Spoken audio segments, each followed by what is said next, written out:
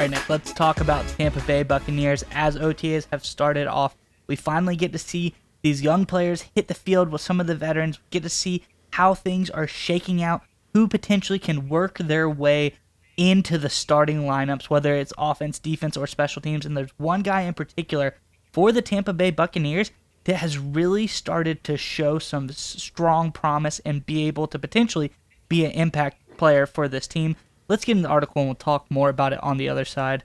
This is from over on Ducks Digest, and it says, the nice thing I like about Bucky, talking about Bucky Irving, the Bucs running back, is he gets to top speeds early, said offensive coordinator Liam Cohen of Irving's strengths as a runner. When he accepts the handoff, he bursts and accelerates to the hole. He can make people miss in space. Irving is determined to learn the playbook in his role and is willing to go with the flow and be ready for whatever role Tampa Bay gives him. In 3 seasons at Oregon and Minnesota, Irving returned 14 kicks for 344 yards, 23.9 yard average. Cohen is also confident that Irving would thrive in competing for starting kickoff return role as Tampa Bay looks to contend in the NFC South versus the New Orleans Saints, the Atlanta Falcons, and the Carolina Panthers. He says Bucky's pretty dynamic, where he gives us the ability to run and gives us ability in the run and pass game, right? The screen game, said Cohen. And then also from a special team standpoint in the return game as well, I'm actually pretty close with the OC out at Oregon, Will Stein, and he told me Irving was his favorite player he ever coached, somebody that is team first, will do anything and everything he's asked to do. Nick, I think this is fantastic for the Buccaneers, just showing they have a guy that is willing to contribute in any way possible, and I think from the comments we see here, it sounds like he's going to carve himself out a very nice niche early on. Curious what your thoughts are, but before we get to you, Bucs fans, in the comment section below, let us know, not Irving, we got him covered. Let us know what other rookie you are seeing from this Bucs class that you think can make an early impact to this team. Let us know who you think will make an early impact in the comment section below. But Nick, what are your thoughts on Irving and his possible role with the Buccaneers? So look, it's obviously a great sign that your offensive coordinator is excited to use you, because when it comes to a playmaker, a running back like Irving obviously is, you want to make sure you're with a coaching staff that puts you in positions to be successful. And that's exactly what we're hearing from the Tampa Bay Buccaneers right now, is they recognize they have a versatile, dynamic weapon who can do a lot of different things in Bucky Irving. We actually talked about him a little bit after the draft. We thought he was a great addition to this Bucs offense. I'm excited to hear that the coaches are just as excited as we were, because that's a great sign for Tampa Bay going forward. And look, we know Rachaad White, he is most likely going to be the guy. He's a really nice football player, really versatile football player, catches a lot of passes, I believe 114 or so over the past couple seasons, first 2 years in the league, very productive player. But the reality is that second running back spot is very much up in the air. I know we got Chase Edmonds back there as the number 2 guy, at least was last year. But the reality is Edmonds is one of those guys, he's getting to that age, right? He's 28 years old. And it feels weird to say it, but that's old for a running back, right? He's played a lot of football. His best season by far was 2021.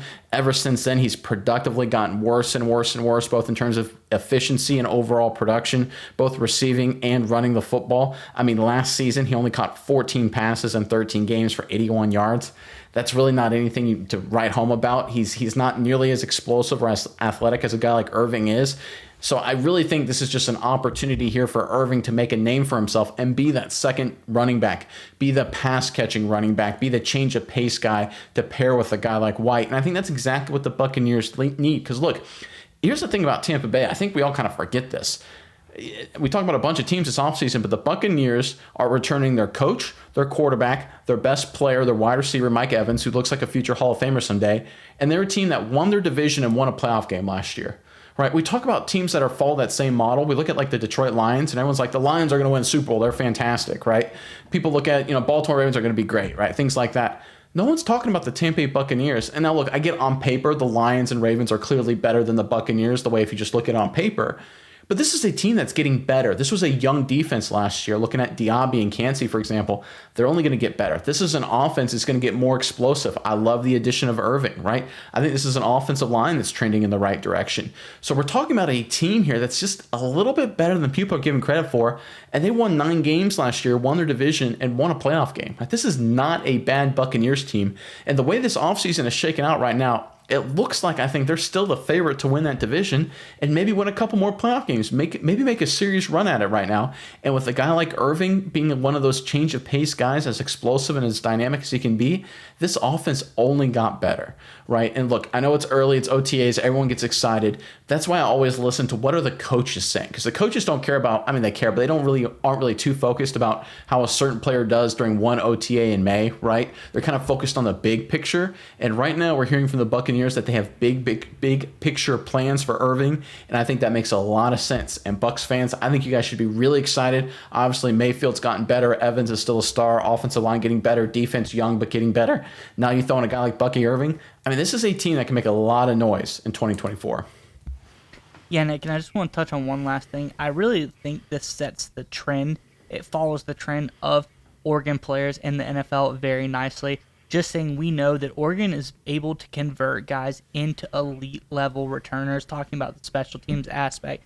We go through history, they've had some of the most elite talking return guys in history. You talk about DeAnthony Thomas, talk about Kenyon Barner, talk about Jonathan Stewart, guys that just did it in college, came out, did it impressively at the highest level in the NFL as well. And I think Bucky Irving could be the next guy in those line of guys to really come out as a running back from Oregon and be a really strong return man.